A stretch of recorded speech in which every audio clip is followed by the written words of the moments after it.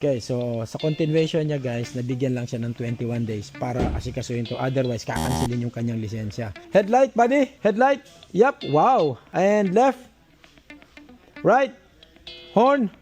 And can you try the wipers with water, please? Water, keep going. Okay. Are you happy with your wipers or you want me to chuck into brand new? Let's try at the back. Left and right. Left, reverse.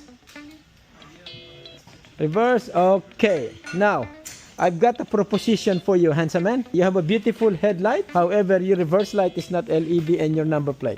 If you Zuzu changed them for me anyway, so it's still under warranty. doesn't matter if you put LED there, they will look nice. Should be alright. Okay. So I'm gonna do the brake test, and that's about it. And I will get all the details. Perfect. So thank you so much. And how did you end up here, Andrew? You've been here before. You've been coming here before. Oh, yeah. Not with this car. Or maybe I'm the only workshop open for defect clearance. Maybe. Oh shit.